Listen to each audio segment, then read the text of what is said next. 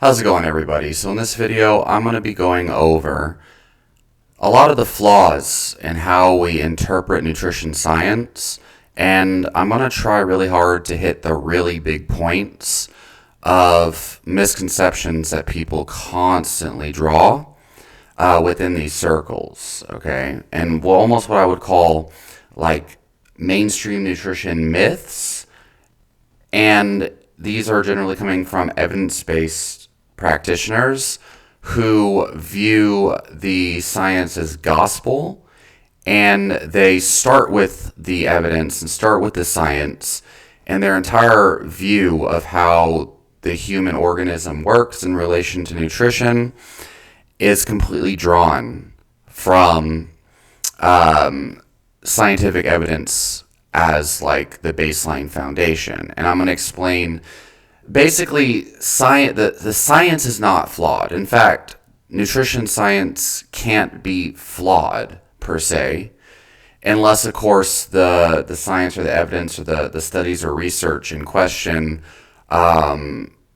were fabricated, right? The results were fabricated, or the data was, orchestrated in a unethical way, like, just for example, there's been researchers that have been caught like faking brain scans, for example, in Alzheimer's research and stuff like that.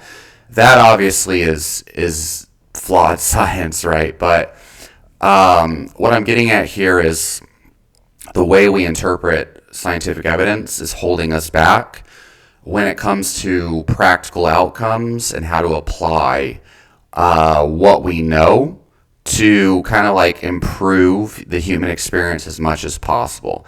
Basically, people are using scientific evidence as dogma and religion, and I'm going to hit on some big examples as to how that's the case. Okay, and before we even begin this video, let me kind of touch on some. Let me just mention some of the things we're talking about here. So, the big thing here is polyphenol research, right? Polyphenols. So these are basically not essential nutrients, but they're plant-based molecules that are found in plants. Things like epicatechin, gallate, curcumin,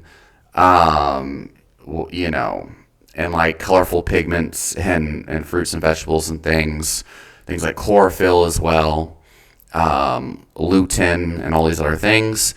These are not necessarily essential nutrients, but they've been kind of like hyped up in a lot of health communities as having magical properties and like preventing eye disease and like having significant beneficial properties on things like heart disease and all these other things. Preventing Alzheimer's, enhancing cognition, and all this, usually leading to supplement companies extracting and isolating these polyphenol compounds and making supplements to sell you, marking up the price significantly. A lot of these polyphenol supplements are extremely pricey and expensive, when in reality, the research showing benefits associating these plant chemicals, these polyphenols, no matter which ones they are, with improvements in health outcomes and things, 9 times out of 10, it's only in whole foods, right? And their correlation studies on people that are naturally eating a whole food diet that happens to include a large amount of these plant foods that happen to include a lot of these polyphenols that these supplement companies are isolating and we're kind of talking about. And there's no evidence whatsoever showing that these isolated polyphenols themselves actually lead to positive health outcomes that are significant, clinically significant, let alone statistically significant, in human intervention trials. Okay?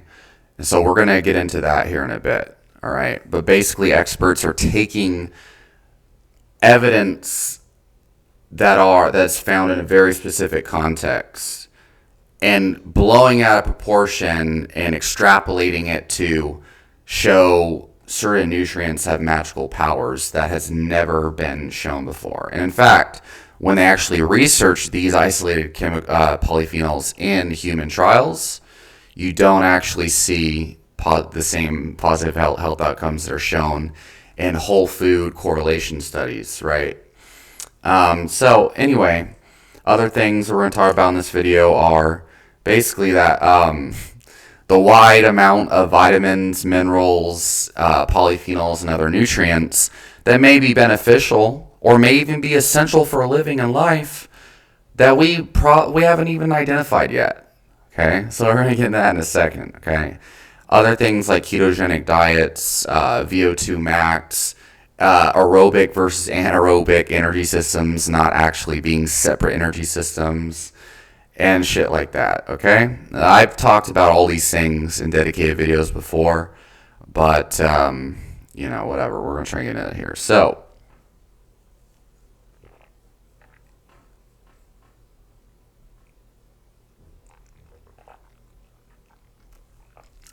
y'all already know, sipping on those tonic herbs. And just so everybody knows, previous video I made about ginseng, saying I was taking it out of my stack.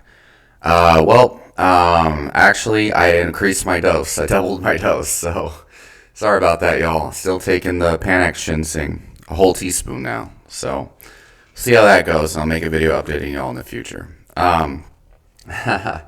So yeah. Let's start with polyphenol research, right? So what am I talking about here? So this is very amusing to me. So for a long time, I was very closely following polyphenol research, and really I stopped altogether. And after I kind of realized it's mostly nonsense, outside of a couple of specific examples.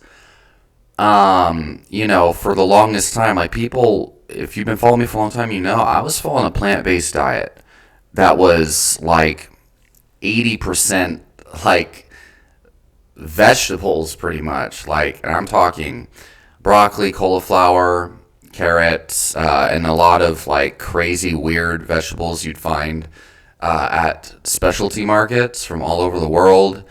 It was just crazy to me that I actually thought, oh, this is all, the more variety, the better. Eating all these plants shipped from all over the world in multiple countries, right? Because I was bamboozled by this, like, nutrition culture that makes you think, like, makes it way more complicated than it really is. When in human history have we ever had, 500 different fruits and vegetables shipped from 50 different countries or whatever, available to us all in one season? And these fruits and vegetables also were never available year round, let alone from 50 to, a couple hundred different countries or whatever. How the hell was that? That was never possible. And so, generally speaking, the health of any given species is dependent upon its selection pressures and what it kind of evolved over time to adapt to, right? And basically, sickness, disease, and death are,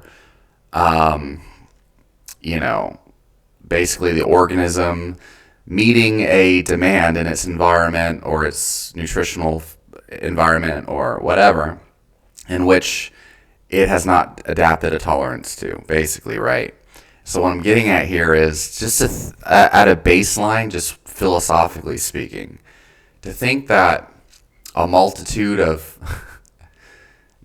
fruits, vegetables, polyphenols, all this stuff, nuts and seeds that were never available in such large quantities in the forms that they're given, nuts and seeds, you realize how hard it was for humans for millions of years to crack open the shells and containers and things in the natural environment to get these nuts and seeds, and then now we're extracting the freaking oils from it. It's just insane, just philosophically. Generally speaking, humans survived on a very specific amount, staple foods, a lot of them plants, tubers, stuff like that, right? But they make no mistake, the wide variety of plant foods that a lot of these experts insist are like essential for health and things, there's no evidence to support that. mainstream nutrition experts who follow research will tell you that, even if they think polyphenols are magic. And secondarily, it just makes no sense looking back at how humans kind of evolved, right? You eat whatever's available in your environment, and whatever's the most abundant and provides the most caloric and nutritive value per kind of unit of effort is what humans would be eating. But anyway, just to think, right? For six over that, it was like 8 years, a long ass time. I was eating a plant based. I was spending hundreds of dollars a week trying to buy my pounds of super greens to get my magnesium, right? What was it? Power greens or whatever that is, spinach, kale, all that crap. I'd make kale smoothies. A lot of different tubers from different Asian countries and whatnot, and other places, and different yams and stuff, different types of ginger, right? Insane, like black ginger, and different types of rices, purple rices, black rices, different types of lentils. Man, I was the ultimate plant-based dude for like so long. I was all about those polyphenols. Now it's insane to me, because in my normal diet, the only polyphenols I get are from tonic herbs, basically. But I'm not going to get into that. So anyway, let's get into the research. Let's talk about this, right? So, and don't even get me started on the supplements I used to buy. I would buy the freaking multi-polyphenol complex, right, with clinical doses of polyphenols, and now I'm like, well, there's no clinical evidence for them. What do they mean by clinical doses? There's no human trials like showing any clinical significant benefits. So, for what? Clinically studied freaking polyphenol supplement. Come on, man. $50 for that shit for like freaking 3 weeks? Come on. Damn it. Where was it? And super greens and shit like that. All right. So let's get into the research. Right? Okay. So first and foremost, where even did all this polyphenol stuff start? Okay, well, you're going to have to watch, you should probably watch my video, Vitamania, Why Food is Enough, RDIs, and the recommend daily intakes, and how vitamin deficiencies were even, discovered. Watch that video. Might get into that a little bit later. So you have a background understanding of where all of this nutrition science stuff started, right? Basically, a bunch of, Japanese military, they were basically awarded refined white rice as a payment for their services. Because at the time, white rice was treasured. It was almost like gold. It was only preserved for royalty. And the poor people would eat brown rice, right? Interestingly enough, once these soldiers and military personnel started to eat a diet that's heavily based on white rice, they started to develop things like vitamin B1 deficiency, which is, like beriberi, right? Which is classic B1 deficiency. And for decades, for years, they had no clue what was happening. And they associated the mainstream health community at the time associated all sorts of weird things to it. They thought they got a viral infection or a disease, because that was around the time that, germ theory was really, really huge. And it's obviously still huge, if you get me. People thought, demon possession, all sorts of weird stuff. They were cursed or something. And it turns out, and there was a scientist who was like, hey, it's a vitamin deficiency. Everyone thought he was crazy. No one even acknowledged his, ideas as vitamin deficiency, his discoveries and stuff, and his research until after he died. And this was in the early 1900s. And that's something to keep in mind as we continue talking about this, is a lot of times when the most significant findings and discoveries in nutrition science that actually have like the greatest evidence, that person is seen as a huge quack at first. And then until years after he dies, that's when he gets the recognition he deserves. But while he's living life as everyone thinks he's a charlatan and all this other crap. So yeah, it's crazy if you really, like, all these people who are like, pointing fingers and talking negatively about contrarian authorities and viewpoints, right? Oh, that's not, like, no, you're a quack because you think that, you know, the RDI of nutrients doesn't matter and all this other stuff. You're criticizing, plant-based nutrition or whatever it might be. You're a quack, you're a charlatan, you're a bad person, you're evil. Like, these people, for one, don't know how nutrition science works. It's not cut and dry, right? And number two, don't know the history of, like, how the trends and the things kind of move, right? I think anyone who says anything outside of what they've already been told in their life is an evil person, a quack, a charlatan, whatever. And it's just insane when you look at the very fundamental philosophies and ideas and things that their entire view of nutrition science is based upon started with, being contrarian. Like, it's crazy, man. But anyway, I don't know. Whatever. All right, so that's how it kind of started, and then obviously a wide variety of other nutrient deficiencies were kind of discovered as our main, diet and societies became more and more refined. More and more nutrient deficiency epidemics started to pop up, and there's a lot of evidence that susceptibility to viral infections and things like that, especially in a mass population, could be strongly related to vitamin A deficiency and an imbalance between vitamin D, vitamin A, and vitamin K2. But, and that's revolving around cod liver oil and other things that are available or not available in a certain society, as well as kind of like the seasons and the sun and where they're at in the on the world, right?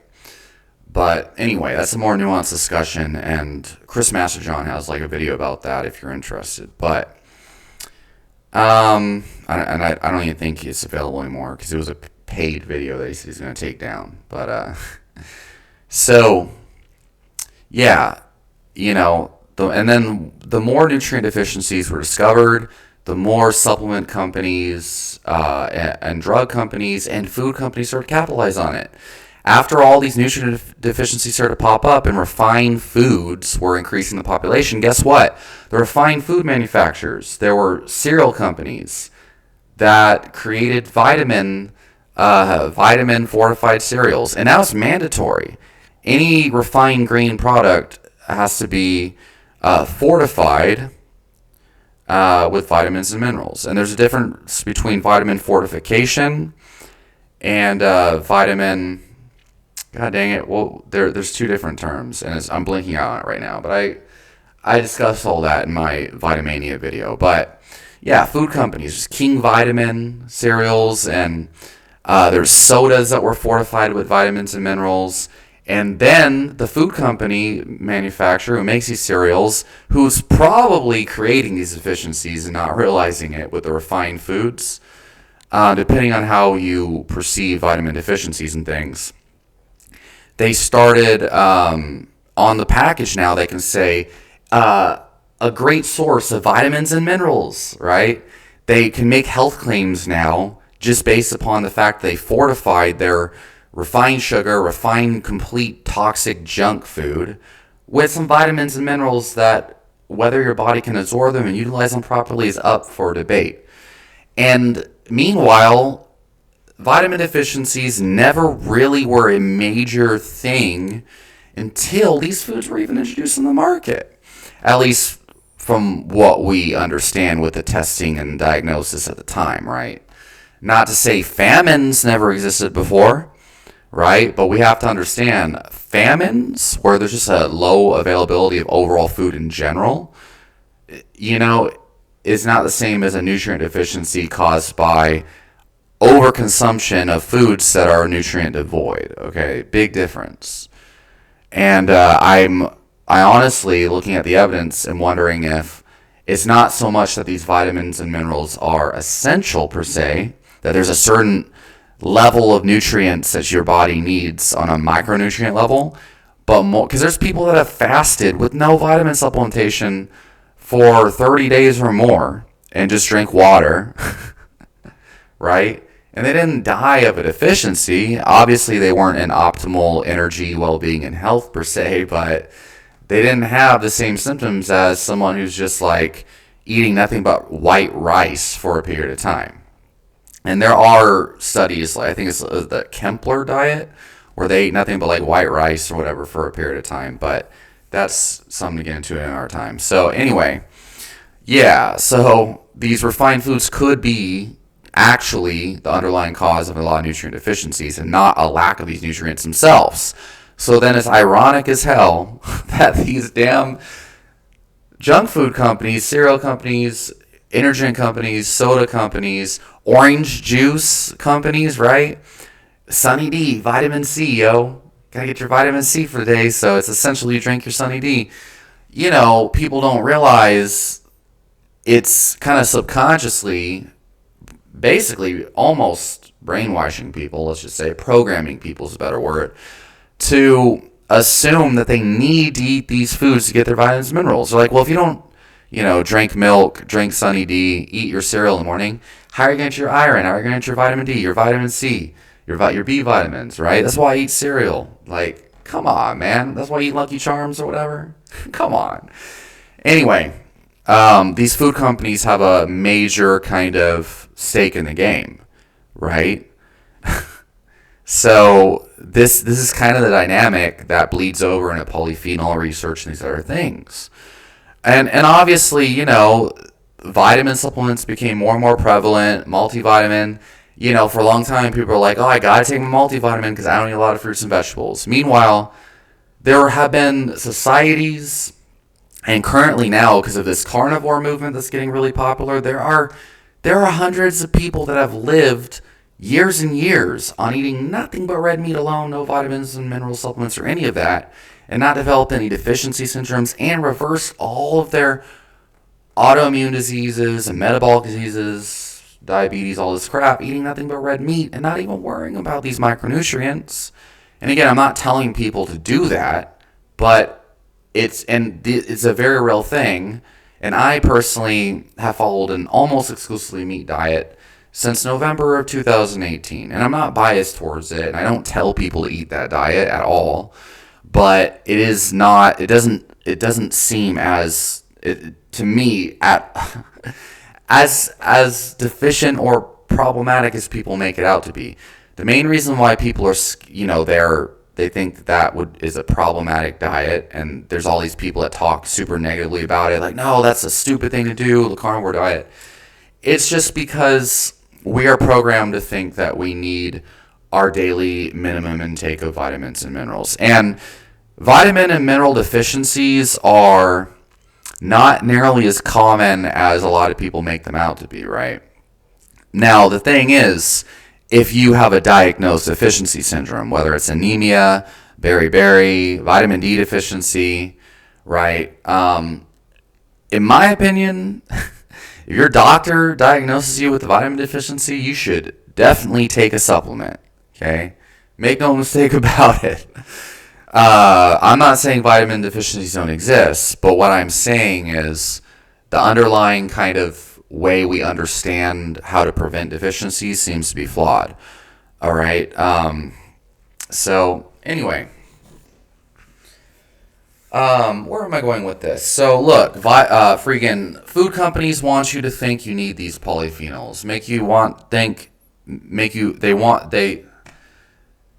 They have a freaking financial interest in making you think that you need your vitamins and minerals and all this other stuff because it makes you reliant on their products. Supplement companies, all of that, okay? If it was, the supplement companies, was it like $1 trillion business at this point? And I take tonic herbs. I don't take any vitamin supplements or anything, but I occasionally experiment. And a lot of my channel career, the first 8 years on my damn YouTube channel was dedicated to my vitamin and mineral experiment. So I had a lot, right, going out there. But anyway, so the evidence on multivitamins, right? Over a long period of time, there doesn't seem to be any significant improvements in health outcomes. In fact, there seems to be an increase in things like lung cancer and a variety of other health problems, although statistically insignificant. But there seems to be a negative kind of association with certain vitamin and mineral supplementation over a long period of time, right? If anything, right? So it's kind of like probably not a good idea. It's probably not good, but not bad, right? You don't get a positive benefit, but it doesn't seem to necessarily hurt people if they take it. And so basically, nutrition science, where it stands now, people are recommending, like the people who actually are responsible experts and don't exaggerate claims. They'll tell you, like, as an insurance policy, at the very least, it probably won't hurt you. They're pretty cheap and whatnot, inexpensive, and if you happen to have any vitamin deficiency, it should kind of help that, in the background. So that's where a lot of the science stands. Now, for me personally, I don't recommend people take multivitamins, and the reason why is because things like iron, people always get mad at the way I say it, but iron, that's how the fuck I want to say it. It can be problematic if you happen to take too much, and so if you're going to take a multivitamin, at the very least, avoid taking one with iron, especially if you're a male, right? There's other things like copper and zinc. There's this big thing, a hype around zinc supplementation when, they're like, oh, my immunity and antiviral benefits and pro-testosterone benefits. Look, if you take too much zinc, you can create a deficiency in copper, and that can throw off all these other vitamins and minerals, or really your mineral balance overall.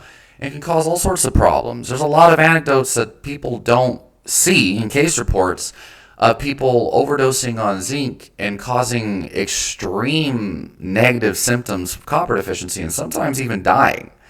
So, this idea that taking extra zinc for testosterone and preventing and lowering prolactin and increasing immunity and stuff, it's not supported by evidence per se. And the big thing is, like, even if it is, a lot of times that might just be because people are deficient. But if you're eating enough freaking red meat, guarantee you don't need a lot of zinc. A lot of people are low in freaking copper, if anything, because most of the foods people eat aren't, even the plant foods that are supposed to be super high in copper, you don't know if you're even absorbing a lot of that. But the soil tends to be anyway, where's it going with this? So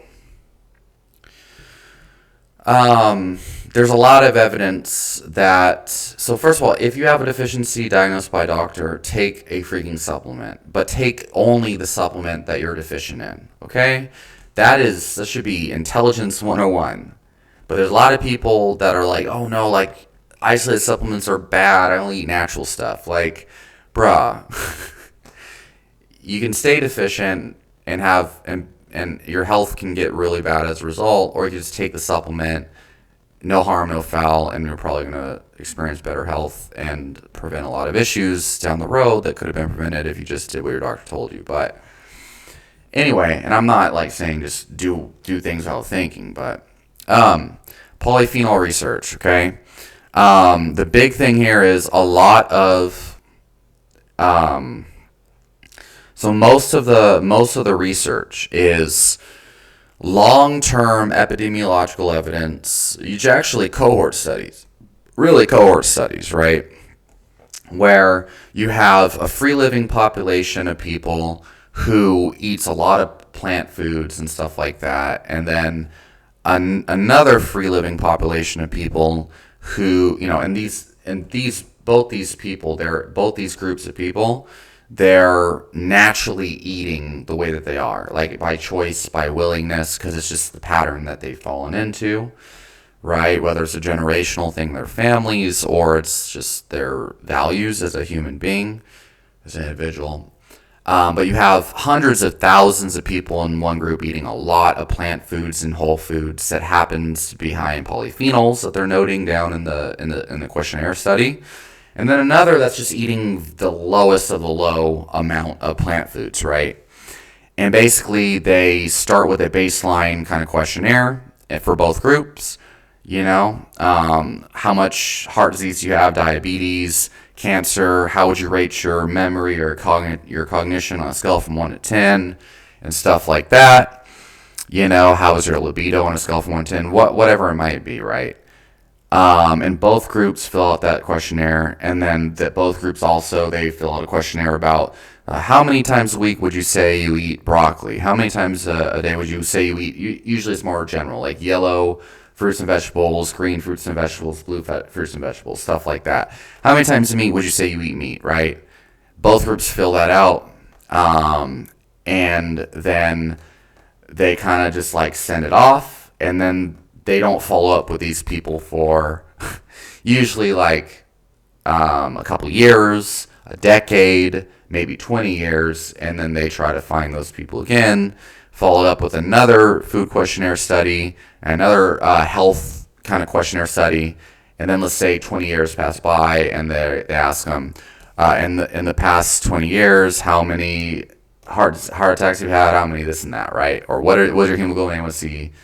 I don't think they even ask that question without a HIPAA release form, but whatever. So you get the picture. These are classic kind of food questionnaire studies, cohort studies, observational kind of research, and so and so they try to kind of make correlations that way, and so already you can see how these things are flawed, right? Now, and this is not exactly how it's construed. Generally speaking, it's just they have a large group of people from all different backgrounds that are eating all different amounts of these fruits and vegetables and stuff, right? It's not just like two isolated groups a lot of times in this type of research, but sometimes it is. But generally, it's a lot of different amounts of fruits and vegetables, a lot of different amounts and significance of heart disease and shit like that all across the board. And then they just try to generalize it all into a couple of groups so that they can extract some kind of meaning from the study. And then at the end of the study, like, all right, well, the people who ate the most or let's say red pigmented fruits and vegetables, right, had the least amount of heart disease, right? And the people who eat the least amount of red pigmented fruits and vegetables had the most heart disease. Well, then they're like, oh, the red pigment, is that lycopene, right? Lycopene, is that the polyphenol in question? Well, lycopene seems to be associated with a decreased risk of heart disease or whatever. And that's the way they make it. Generally, it's more like the consumption of lycopene seems to be associated with a 2% relative risk reduction in ischemic heart disease risk or whatever.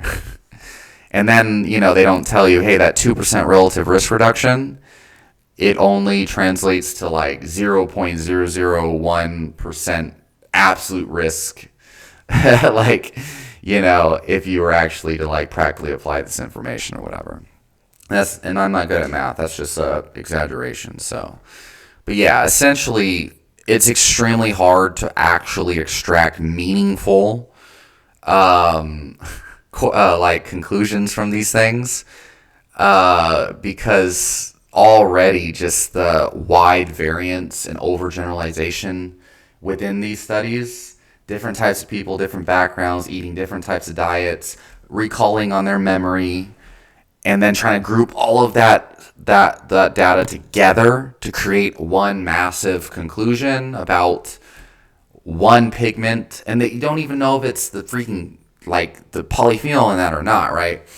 But anyway, that's how the majority of a lot of nutrition research is formulated. But in regards to polyphenol research, that's where it usually will start, okay? And then of course you have like rat trials, or not rat trials, but like, yeah, you have like rat studies and stuff where they take these nutrients and inject them into a rat or whatever and see what happens, and that just goes real crazy real fast. A really common model that they'll do for like cancer research is they'll like expose a rat to like a carcinogen, a known carcinogen like alpha toxin, for example, with Dr. Colin Campbell's like protein study. They'll inject them with like a freaking carcinogen, and then they'll also give them like the molecule they're trying to study, like whey protein casein protein, for example, from milk, like a milk protein. And then they'll give them a plant protein, and then they'll just like see which rat that was already injected with alpha toxin with a carcinogen develops cancer the fastest. And they're like, well, both rats develop cancer, but the one who ate the milk protein developed cancer at like double the rate of the plant protein one. And like, well, what do I get from that study? Well, milk protein seems to be accelerate cancer growth far faster than plant protein. And then what did the average population see? Milk protein accelerates the growth of cancer. Plant protein is better for you. And then it's just this really weird kind of way of seeing things, like milk protein bad, plant protein good. I'm vegan now. And then they see the research from food questionnaire studies, and they're like, wow, like 20% risk reduction in freaking cancer if I avoid processed red meats. Therefore, I'm just going to say, screw meat. It rots in my colon and all this.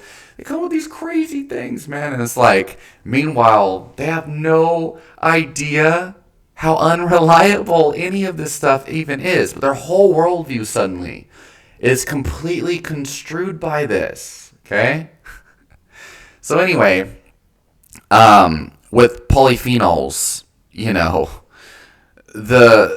it gets really weird. So like we have like blueberry polyphenols. I made a video in like December 2021 talking about this. It's just crazy. I've watched podcasts of these dudes, right? I'm not gonna say their names. Who are like, they have like 4 different dudes. 2 of them are doctors, medical doctors. Well, they make a lot of great content about nutrition and strength training and stuff. And then 2, I guess they're academics. One has a master's degree, and another, I believe, a PhD. And their whole thing is about nutrition science and stuff, right? And it's like a 2-hour freaking podcast where they're like trying to make the case that blueberry polyphenols increase like cognition and stuff, right? And they're going on and on about they're like just hyping up these correlations that are found in blueberry polyphenol, 20-year study or something, right?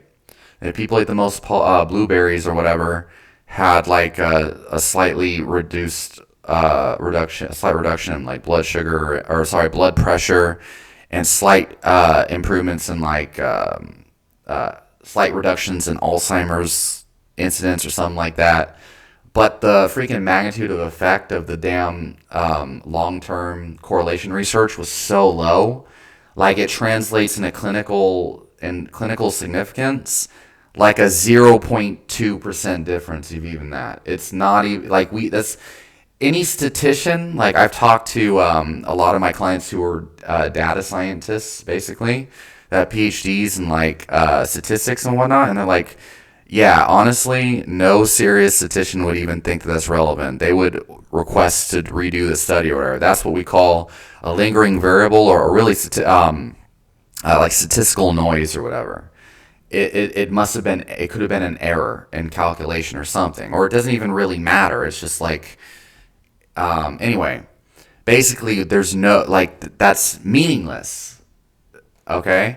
But they're like just salivating at the mouth over it. Like, yeah, like the 0.2% difference in like absolute risk reduction is crazy, man. So anyway, and they start going on and on. 2 hours. They're like talking about like 3 different intervention trials on blueberry polyphenols. So it's like a 2-week study or something, one of them.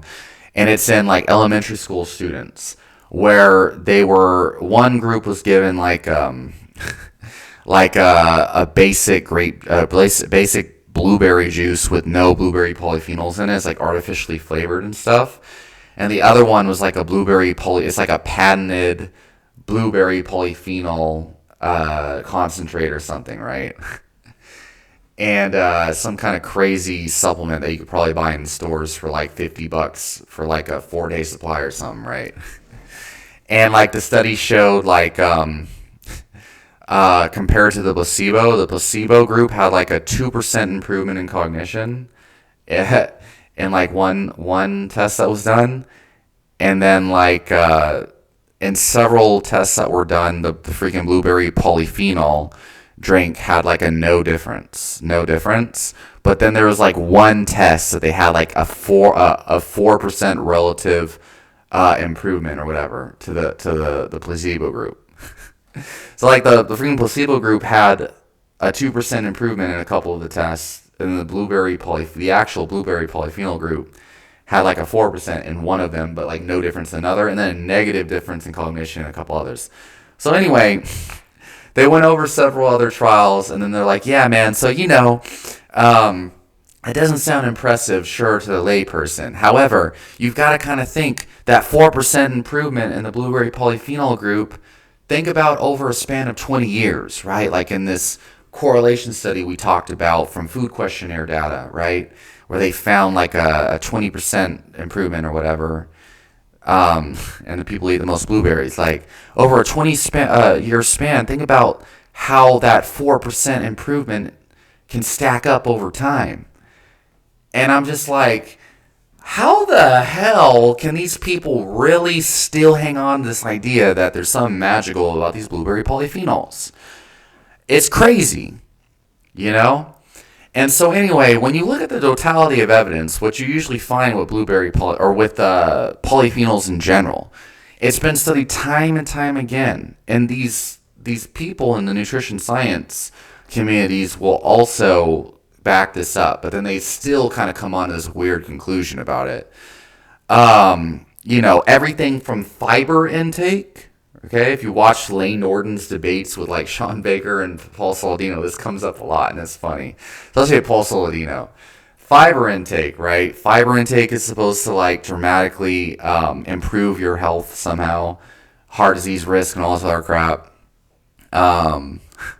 Constipation and regularity, it gets really fuzzy for people who aren't insisting that if they remove fiber from their diet, they're going to like just become constipated for life or something. That is, man. I mean, obviously it could seem that way, but anyway, right? Because fiber, by definition, is just indigestible matter in general, and there is fiber in animal foods, certain collagenous kind of parts and stuff in ground beef, but basically it just bulks up your stool and makes it larger. So obviously you're gonna have more overall stool to pass, and then it's like going to seem like if you remove that, your stools become smaller because you have less undigestible matter. Wow. Where was I going with this? But look, most of the evidence that shows benefits in fiber, polyphenols, all this stuff, it's in whole food studies. Then that's the thing. But when you take a look at fiber supplements, like I think there was one on Metamucil itself, right? You actually see an increase incidence of things like constipation and whatnot and bowel irregularities. And in polyphenol research, when you look at isolated polyphenols, okay, like there are multiple studies that show when you remove polyphenols from the diet and do a washout period, that your antioxidant markers actually increase and reactive oxygen damage markers decrease, which is a sign that those polyphenols might have been negatively impacting your antioxidant kind of balance. And there's study, and then when they introduce, like for example, green tea polyphenols, there is a short-term increase in antioxidant activities, but then that's only an hour after ingestion, and then suddenly antioxidant markers dramatically decrease. And there's actually seems to be negative kind of findings from adding in the polyphenol. But the big thing is things like beta-carotene and a wide variety of other polyphenols that have been shown in the research, especially over a long period of time, okay? And observation, like these cohort studies and, food questionnaire studies. Okay, for what it's worth, you don't find significant increases in longevity and health outcomes like you would expect from these health gurus on YouTube that preach it. You find pretty much zero significant, like clinically significant findings, but if anything, there are statistically significant increases in certain negative health outcomes like cancer and like lung cancer, colon cancer, and stuff like that from the consumption of isolated polyphenol supplements. So, there are quite a few intervention trials that show negative outcomes when you isolate polyphenols in the diet, right? So with fiber intake too, there has not been in intervention trials when they test like fiber supplements, whether it's psyllium husk or whatever else, right? Metamucil, stuff like that. They don't find the same like reductions in blood pressure, reductions in heart, markers of heart disease and metabolic improvements and stuff like that. People think they're gonna like reduce their cholesterol, reduce their blood sugar. Might be a reduction in LDL cholesterol with fiber supplementation, but that's about it. Whether that's a good or a bad thing, that's up for debate. So, it's like there's not a clear benefit in the intervention trials on isolated polyphenol supplements, fiber supplements, multivitamin supplements. This stuff has not been proven, and if anything, has been shown to be probably not any effect whatsoever, and in many cases maybe a negative effect. So it's important to think about that. You see all these things, these flashes like on Amazon, and these people with these crazy diet programs. And I'm gonna pull this out like I always do, just because this is what I have on my desk right now. I don't know why I have this at my desk. I've read this a couple 10 times way back when I followed this diet. Okay, the Ultramind Solution, fucking Dr. Mark Hyman. This is a great book though, because it talks a lot about how food, exercise, and stuff like that affects your mental health. And basically, a lot of these kind of psychiatric disorders could very well be a nutrition problem and not like a drug deficiency problem, right? And drugs can help in some cases, but anyway, that book has all sorts of weird kind of ideas about, Mark Hyman's always talking about cornucopia of phytonutrients. It's never been shown that these phytonutrients do anything magical.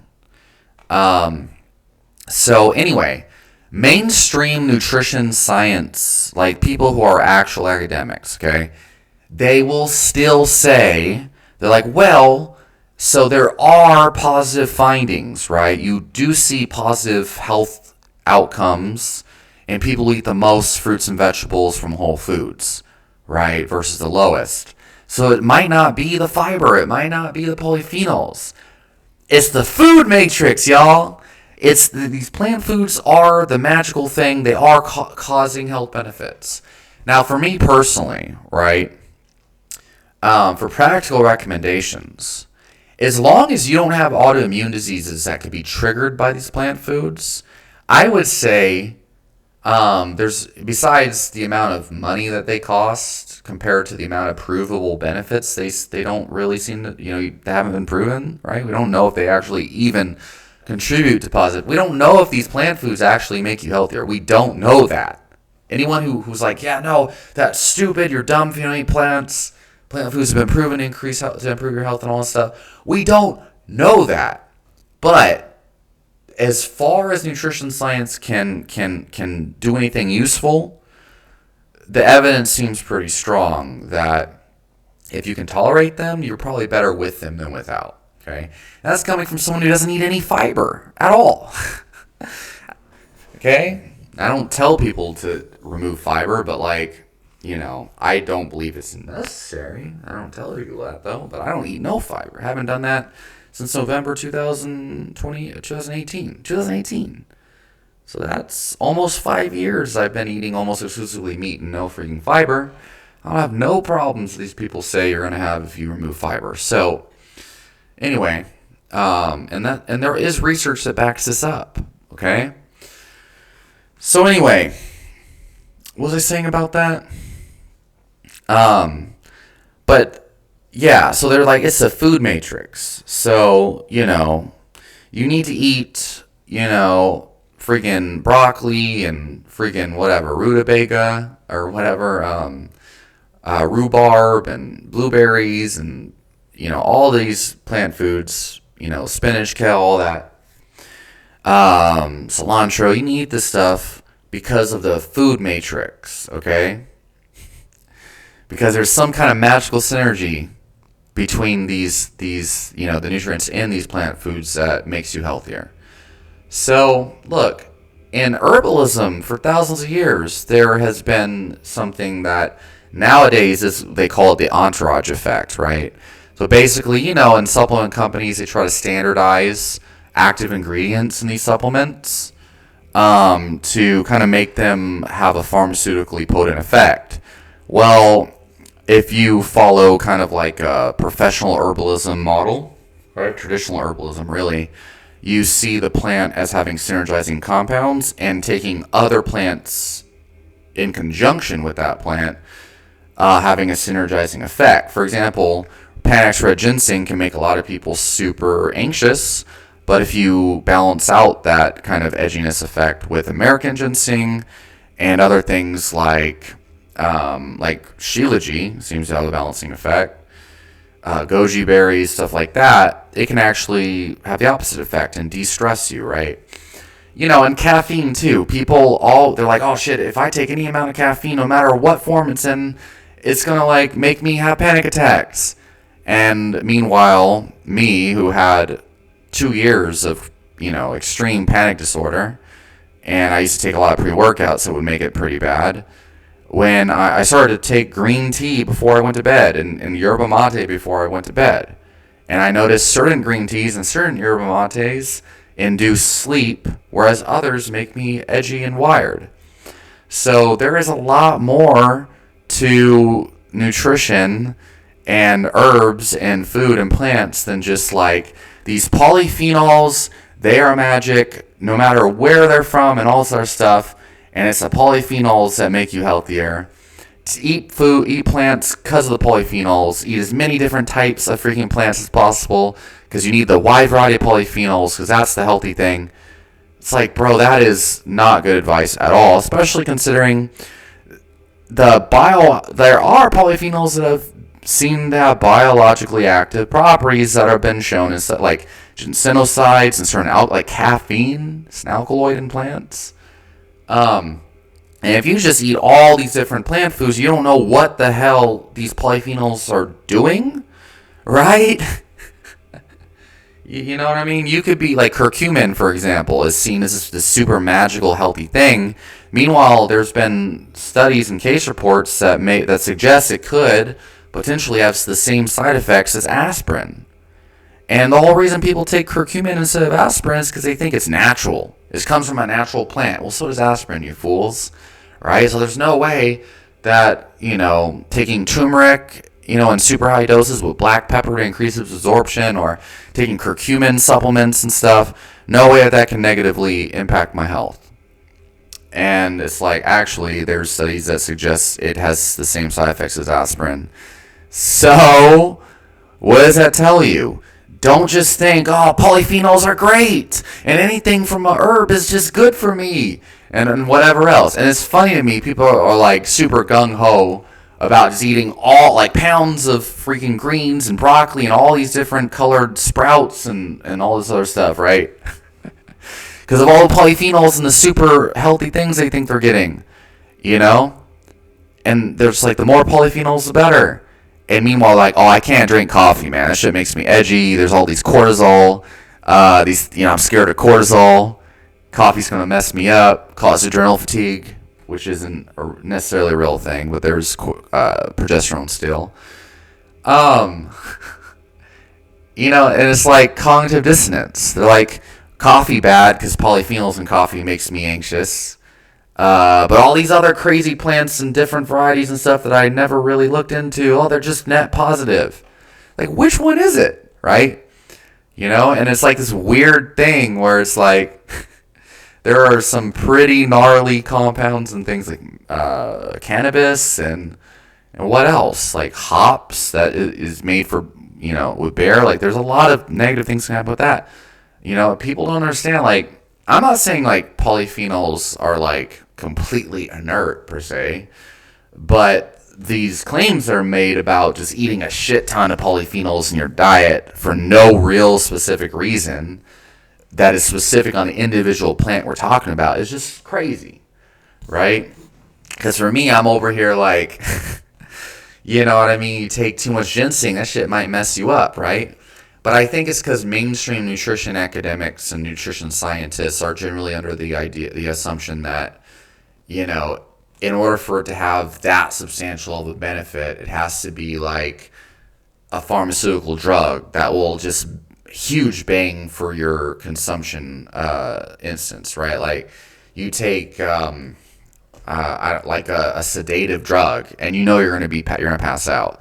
That's not always the case, though. Some people have different reactions, and you need different doses. So even then, it's kind of like a hazy thing, right?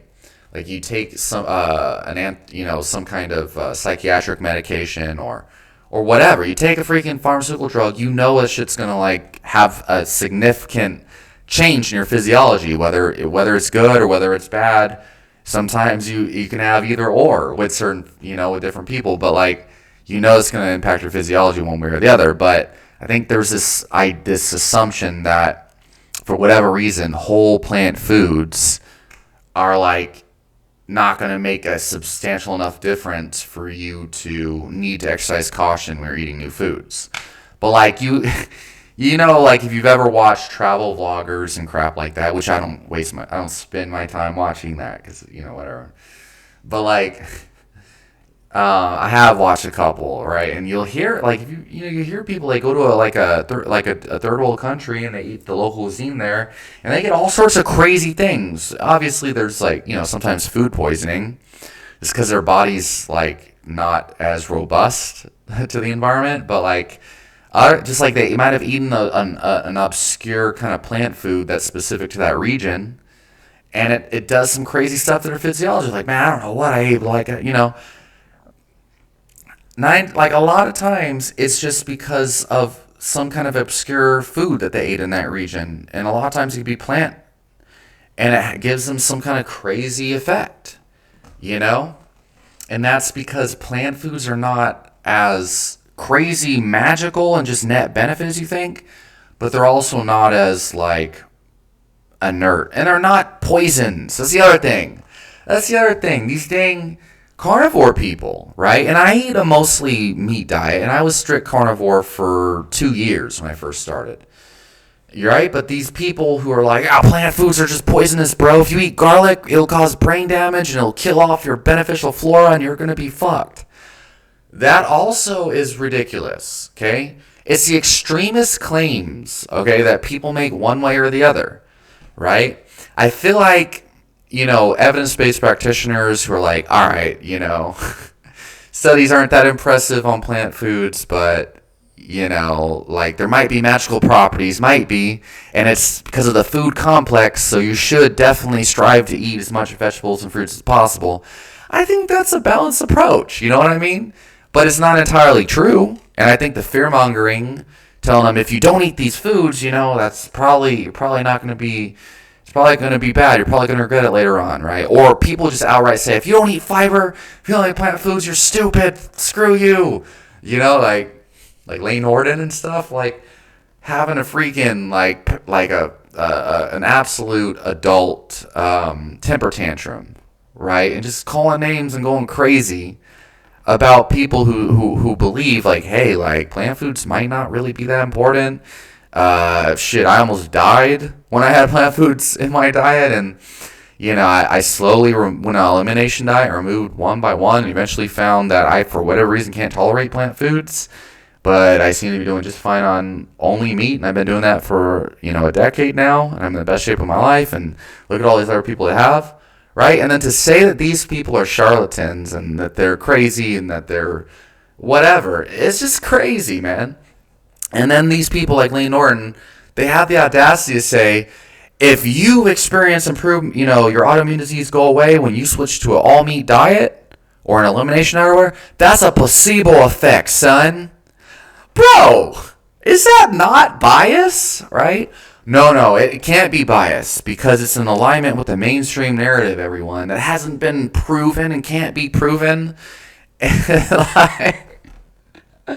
So, yeah. Anyway, look, I should have made this disclaimer at the very beginning of the video. I'm not saying plant foods are bad. I'm not saying that they're not important. I'm not saying anything of any of those sorts. But the main conclusion here is to make absolute statements about this stuff, to be dogmatic about nutrition science, to like whatever your claim is, right? You know, even some to say like you should not take multivitamins, and then especially if you're like making negative criticisms about other people for choosing to take them. I just think that that's a stretch. You know what I'm saying? Like, I just think it's important to have a realistic and balanced kind of perspective on all this. But the big thing for me, the reason why I make these videos talking about this is because my health suffered dramatically on the mainstream nutrition approach. And there's so much stuff that we've got wrong because we're not equipped with the equipment necessary to make these kind of like definite claims. Okay? Even something, people are going on about like, you must eat dietary carbohydrates to fuel exercise performance for anaerobic activity, because anaerobic activity can only be fueled by carbohydrates. Well, so, that is a whole nother rabbit hole to go down. We don't have, evidence, relating a certain percentage of VO2 max or, anaerobic activity and all this stuff and energy systems. It's not entirely diet dependent. Number one, how adapted your body is to anaerobic training versus aerobic is going to change the amount of fats versus carbohydrates you're burning at certain intensity zones. First of all, we've known this for years that, for example, in endurance athletes, the more and more trained an endurance athlete gets for long-term endurance training, the more efficient your body becomes at utilizing, endogenous sources of energy, like, beta oxidation, right? And really, the more glycogen and glucose is actually spared from any given training modality, the longer you train, even if you're eating a mostly carbohydrate diet. Okay, that's one thing. Now that gets fishy because how varied it becomes is very hazy. But a lot of these studies, they make, clear ranges of percentages. And it's ranges because we don't know for sure. And there's not just one point at which everyone just hits aerobic threshold or anaerobic threshold or whatever. Right? That's the first thing. Okay? And I don't know how this is taken for granted. People just read a textbook and get a certification and a degree and hear this over and over again from other people. And they're like, there is just this specific range that no matter what your genetics are, no matter what your diet is, no matter what your training level is, that once you hit it, you best believe you're only burning the carbohydrates you ate, 3 hours ago and no later, no earlier than that. And you have to eat this specific amount of carbohydrates and all this stuff. People generally, if they're smart, don't explicitly make these absolute statements that much, but it's almost there, right? They are assuming that physiology is just standardized like a damn computer, like A plus B equals C or whatever, right? 1 plus 1 equals 2 or whatever. Physiology is not cut and dry, absolute. It's dynamic. The body's always trying to adapt to be efficient at tolerating whatever stimulus is given upon it. And energy sources don't change. And this is in regards to that principle, okay? That's the crazy thing. So most of these studies on anaerobic threshold and carbohydrate intake and fueling performance have been done I mean, obviously, on athletes who have been eating, you know, over 40% of their daily macronutrient portion percentage from carbohydrates, and that's a given, but generally over 60%. And how do we know that? Well, number one, because everyone in their right mind is an athlete. There's, duh. Everyone in society eats almost exclusively carbohydrates, especially when you're an athlete. A lot of these studies were done in the carb loading era. Okay. Anyway, whatever the case is, these studies were mostly done on average people who were almost certainly eating nothing but carbohydrates their entire life. So they were adapted to the high carbohydrate diet. So they're like, oh, like past a certain percentage, and these people and these athletes, you're burning mostly glycogen for, that intensity zone in your exercises, right? Well, it's never been studied in athletes who have been eating a, ketogenic or super low carb diet. Well, until Stephen Finney and Jeff Volek studied that in elite level endurance athletes who are eating ketogenic macronutrients past like 18 weeks or more, right? So it's a pretty long time to be eating a ketogenic diet, and they're already elite athletes. The FASTER study, lots and lots of critiques about it, and a lot of these people, the critiques are made from people who obviously haven't researched ketogenic metabolism and the good evidence on it. And a lot of these people are so biased and just arrogant that they're like, oh, good studies on ketosis, huh? Yeah, that's a funny thing. Like, good keto studies don't exist because keto sucks. Oh, God, man. And I'm not saying keto is amazing or it's magic, but I'm just saying the evidence does exist that your body can beta-oxidize over 90% of your VO2 max from fatty acids. And then glycogen replenishment in keto-adapted athletes is virtually the same, even if they don't eat carbs post or pre-exercise, as those who are adapted to a high carbohydrate diet. So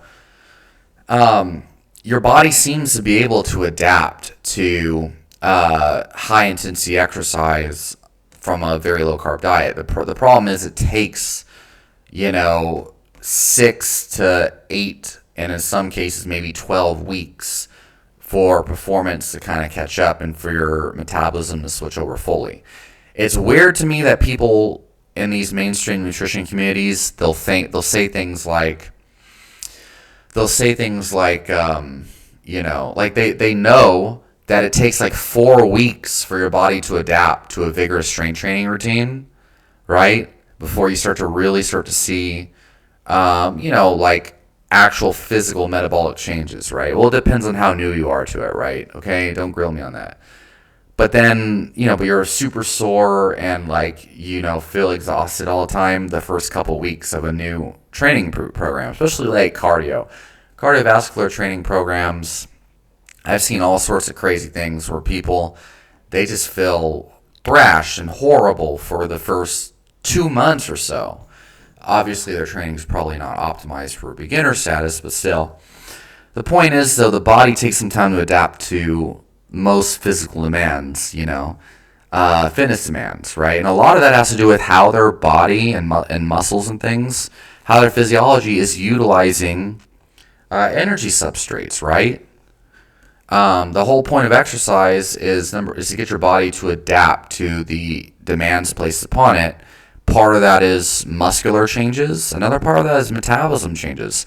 Your body becomes more and more efficient at utilizing glycogen, fatty acids, and other things in order to fuel it for performance and recovery, and all these things. Even protein. Your body becomes more efficient at utilizing protein over time with a basic mainstream fitness diet and a strength training routine.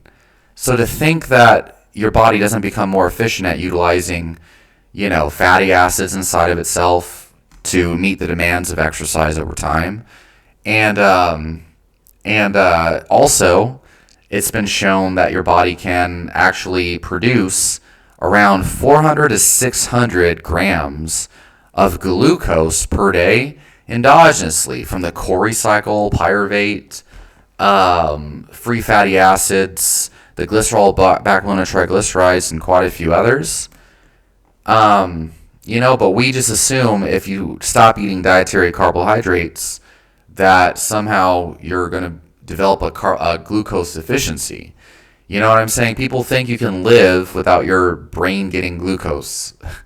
And what they don't understand is you would die. You would straight up die if your body wasn't getting the glucose it needed, right? Because it's not just exercise.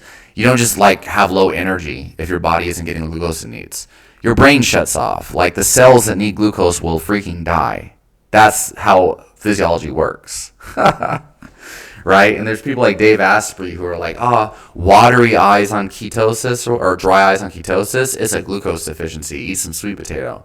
Nah, bro. That's not how that shit works. Okay? So I made videos going into detail about this. There's a lot of really good lectures by Stephen Finney and Joe Folok if you're interested. But a lot of people aren't interested. You know how many companies would go down in flames?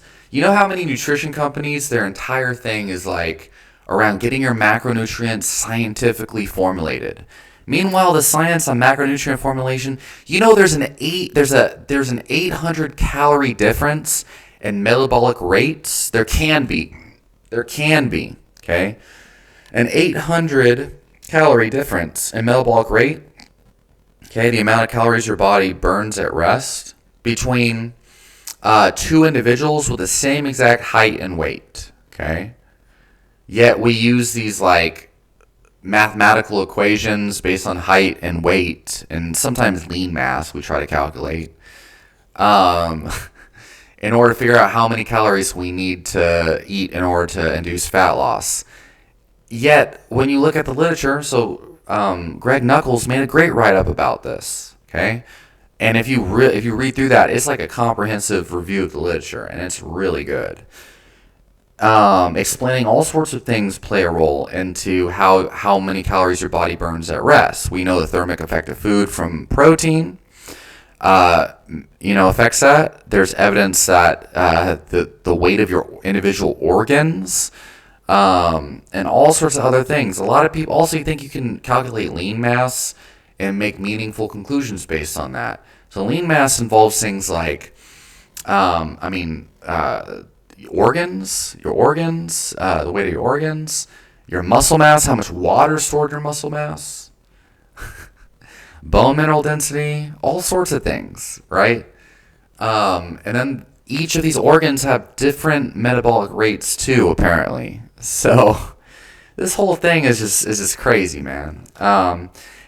And I'm not saying anything like, calories don't matter, because that's a stupid fucking thing to say. Okay. I'm just saying that the way we think about nutrition science. By the way, read this book. Okay. Read this freaking book, please. The Art and Science of Low Carb Performance by Jeff Volek and Stephen Finney. There is a whole section of a freaking physiology book that's missing. Okay? Because of our bias towards we need carbs. But anyway, I'm not saying carbs are bad. I'm not saying plants are bad. I'm just saying to think that we freaking need them, oh my God, scientifically does not hold up to scrutiny unless you're only looking at short-term studies on ketosis and studies done on carb-adapted humans, right? We need carbs at a certain threshold. The other thing is anaerobic and aerobic systems, there's this perception that they work independently. And the reality is, people think, when you are training and you hit your aerobic threshold, or your anaerobic threshold, suddenly it's all anaerobic. That exercise is all anaerobic. That is wrong. Your aerobic system in the background is always working in synergy with the anaerobic. They're really the same system in order to recover and provide ATP. They don't work independently from each other. Okay? You can make the case that the aerobic system is the aerobic system just working at a different threshold. Okay?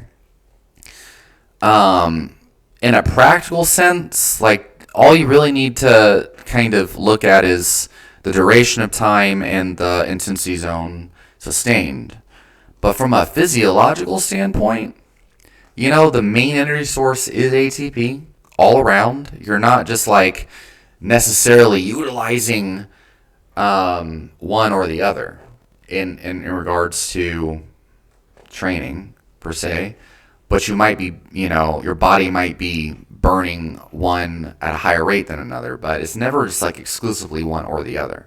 It's always both at the same time, but there's a more of a bias towards one versus the other, but they're still all working independently. This is why, in periodization models, which I'm not a huge fan of periodization, the way that we think about it and apply it, they spend a long phase of training developing aerobic base because they understand that the greater your base, the greater your aerobic system becomes, the better your anaerobic system has the capacity to improve as well. Because the aerobic system or the anaerobic system, it is fueled by the aerobic system, but they're both always active at the same time. You can't just like completely remove your aerobic system the way that we think about it, and then just be all anaerobic. So anyway, this is a dumbass little rant, but yeah, it's just this whole thing is crazy, man. Just the way, like, the more scientific people think they're being, a lot of times, the more like inaccurately they're utilizing science, right? So, all right, there's all sorts of other things we can talk about, like vitamin C, right? All sorts of crazy things, right? But where does that leave us? Okay. So I'll make another video, I guess, getting into practical suggestions, because I'm kind of exhausted after making this long ass video. I always get exhausted talking about this because there's way too much for us to discuss, and really, it saddens me because I feel like people aren't listening to the introduction, because there's all sorts of prerequisites that y'all have to read and understand before you're able to understand where I'm coming from with this and why these things are so important and accurate. Without this, you're going to just hear this stuff and think, oh, I'm full of crap. This is why my videos tend to be so long, and it takes long for me to get to the point I'm trying to get across. Because in order to interpret the scientific evidence properly, you have to first have a baseline background of to develop the philosophy and how to actually approach it. It's usually why I tell people to read certain books, but no one reads the books I tell them to, right? In order for you to read this, to understand this book, it's a short book, you have to have the background that I have. And that includes hours of lectures I read from the researchers involved that are actually living the lifestyle they're talking about. These sports physiologists who eat a carb-based diet, and they eat like a whole bowl of cereal after their training session, right? If you've seen that. A lot of these mainstream If It Fits Your Macros people are doing that shit. You think someone eating a whole bowl of cereal, after the training session and taking freaking dextrose powders and stuff, do you really think that they're going to be able to believe that, hey, I could get similar results or not be negatively affected if I just didn't eat carbs and, follow, they're not going to even want to entertain that shit. You know what I'm saying? Because they go through crazy, crazy efforts to get those carbs in, because their whole freaking identity revolves around it. Gatorade. Gatorade's big thing is partly the carbohydrates that are involved in it, and then the electrolyte formulation, right? For me, I'm just like, hey, get dextrose, salt, and water. Wow. And then you'll be hydrated. But no. So many companies, like the vast majority of food companies, supplement companies, nutrition coaching companies, their whole thing revolves around carbs, carb timing, getting enough carbs. The whole food pyramid is based on the grains, right? For so long, I was suffering from autoimmune illness because I thought, oh, if I don't eat my brown rice and stuff like that, my oatmeal, then I'm going to have a deficiency in nutrients, man. And now I'm like, wait a second. Damn, I feel like dramatically healthier and better and more nourished, right? Not eating any freaking grains. So, anyway, if you have any questions or any rebuttals to this, please post them in the comments, because there's just so much that I can't jam pack into a video, and there's a lot of things I always skip over, and if I miss certain things, then it's easy for me to sound like crazy on this. I don't know, but as far as I'm concerned, I think I make a pretty balanced case. I'm not telling anyone to do anything. I'm just saying, don't use scientific evidence and expert opinion necessarily as your primary guiding factors in determining what is best for your health. Okay, I obviously, whatever, expert opinion, stuff like that is a good starting point. But all different experts are going to have different opinions. And if you follow the advice in this freaking book, where you're eating like granola snacks every couple of minutes or every couple of hours to keep your blood sugar healthy, and all this, like so many people ended up getting fatter eating this diet, right? You got to be careful about the expert you follow. There's also like what even is a credible expert anymore, right? No matter how scientifically valid the person freaking sounds, you know what I mean? You can't be certain. Even if the majority of respectable experts in the field believe the same thing, very well can be disproven in a couple of years anyway. So, yeah, all right, to think that your view is so superior, right? Because it's the consensus, it's what the science says. What science? The science says conclusively that this is the way, blah, blah, blah. No, the whole literature is so complex, so full of nuance. It doesn't say one fucking thing at fucking all. It doesn't say yes or no to anything. And for people who think, every couple of months it seems like butter is good or butter is bad or this or that, I don't even know what to believe anymore. That's because you freaking think that science has the ability to prove one way or another. Okay? There's two things. There's the evidence that literally is up for interpretation, doesn't say anything conclusively, okay, outside of the data that's been collected. And then there's your interpretation of that evidence. The interpretation of the evidence is what's messed up. The interpretation of evidence is what people get hung on. The interpretation of evidence is what people want. People just want, what is true, man? What is true and what is not? Hey, this is the thing. We can't know for sure what is actually true from evidence on biological organisms, okay? Humans, nutrition, all this stuff, exercise science, it is so dynamic and nuanced and constantly moving that it's impossible, okay?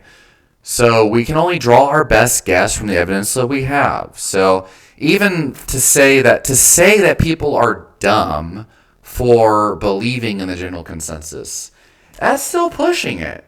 What the hell are people supposed to do? You know what I'm saying? Like people, everyone's just brainwashed. People are just stupid. Like, no. People have a lot going on in their lives. Okay? They didn't have all the time that I had to go through all this crazy stuff to determine what I think is real, right? And even still, I'm like, well, shit, I still could be very wrong on a lot of things, right? That's why I'm not just saying, this is real or this is not real, okay? Because I don't fucking know. I'm just like, hey, look, it's better not to draw conclusions based on the evidence we have. So, all right, and so anyway, I don't know. But practical recommendations, go with a lot of the mostly established things, right? For me, I would start with eat your lean mass. Actually, for me, I would say eat your ideal body weight in grams of protein. Get that from whole foods first. And if you are a plant-based person, you know what I'm saying? Like, sure, maybe beans and stuff like that. That's going to be where most of your nutrition comes from anyway. Plant-based stuff, go find a plant-based expert, because I'm not going to give advice on that, even though I could give good advice on that, right? I just, in my opinion, is if you eat whole animal foods and you get your ideal body weight in grams of protein from whole animal foods first, okay? That's going to cover a lot of the bases that the vast majority of people are messing up on. That seems to be fueling a lot of issues, okay? nutrient deficiencies, body composition issues, body fat percentage, all of that. Energy issues. I think a lot of people are deficient in amino acids and the supporting nutrients found in that, right? Homocysteine and all these other nutrients people talk about, right? That is, homocysteine is basically an intermediate between methionine and cysteine, amino acids found in food and animal foods, or just foods in general, protein foods, and then glutathione later on. You have high homocysteine, is correlated with inflammatory diseases, but if you have the folate, vitamin B12, iron, and some of these other kind of cofactors found in whole animal foods and smaller amounts and less bioavailable forms in plant foods, right, it can convert the homocysteine into glutathione. And so a lot of these issues people associate with animal foods, it's a lack of interpretation, a proper interpretation on what actually matters in health science. But anyway, whatever. Protein foods, get your protein first. And then after that, I would say, depending on your metabolic status, if you have type 2 diabetes or anything of that nature, high triglycerides, stuff like that, you should really be careful with your glycemic load. Not glycemic index, glycemic load. So the total amount of carbohydrates you eat per day and the type of carbs and how fast and significant they raise your blood sugar. That is a pretty balanced kind of approach and understanding, and most nutrition experts will agree on that, right? I didn't say follow a low carb diet. I'm saying be mindful of your glycemic load, and that's what you should focus on if you have a metabolic disease. If you have autoimmune conditions, digestive issues, stuff like that, you're going to want to look into elimination diet, and you're going to want to look into different foods that could be triggering it, and be careful. A lot of people are like, oh, when I eat red meat, it just messes up my stomach. But then when you ask, well, what do you eat red meat with? Usually, oh, French fries, sodas, or I always eat broccoli and avocado with it, or whatever. It's like, well, it could be the broccoli and avocado, and we know there's certain disaccharides, or there's certain fibers and other things in some of these foods that can be problematic on digestion. Things, the beans song, beans, magical fruit, makes you toot, whatever. That's because of the types of fibers and carbohydrates found in beans and certain grains. They can be very hard to break down when you first start eating them for certain populations of people. And so if you're having digestive issues, especially, things like colitis, things like Crohn's disease, common medical suggestions anyway is to follow what they call a low residue diet. And that's removing beans, nuts, and seeds, whole grains, because they recognize that tends to exacerbate symptoms, right? And so those are just things to kind of think about. You know what I'm saying? Elimination diets are very powerful. They definitely help me and many other people. And if you hear people talking about carnivore diets, think of it more as in terms of the ultimate elimination diet. Don't get wrapped up into this craziness of like plants are poison, but also be mindful plants are not magic. They're not the saviors you think. They're not this lifesaver that you think. And just be selective about what you're consuming. Don't just think all plant foods are good. Don't think all meat is bad. Don't think research is just the research, right? So, all right, I'm so tired of this. All right, y'all, post your questions and rebuttals in the comments, and I'll reply, and I'll talk to y'all next time.